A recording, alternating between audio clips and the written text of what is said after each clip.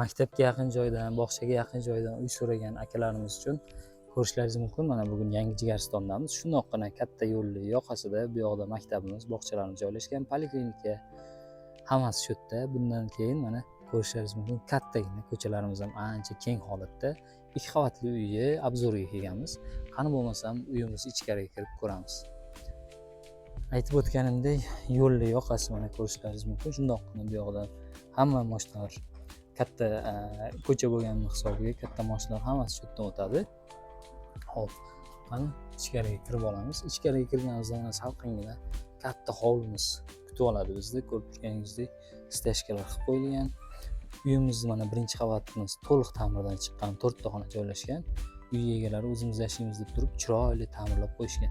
Ikkinchi qavatimizga keladigan bo'lsak, shuvoqlar qilib, patolog qismlar hammasi chiroyli holatda qilib qo'yilgan. Faqat aboy tortib olish kerak bo'ladi, bo'ldi.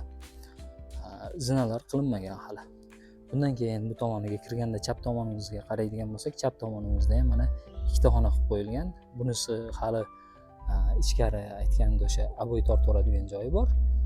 Bunisi bo'lsa o'sha bitkazilgan oshxona sifatida uy egalari o'zlari foydalanishadi. Bundan keyin bu yoqda hammomimiz joylashgan. Hammomimiz ham yaxshi foydalansa bo'ladigan holatda. Bundan keyin mana bog' qismimiz.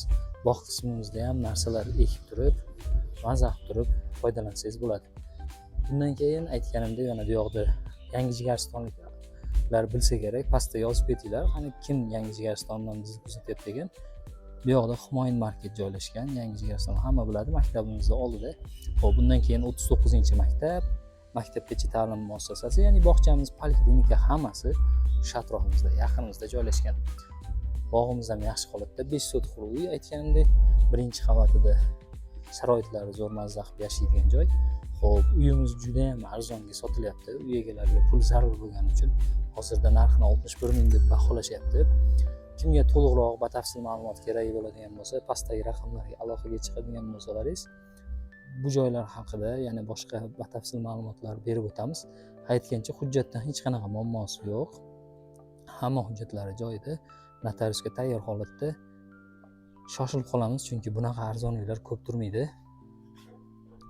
Balki mana shu uy sizga nasib qolar.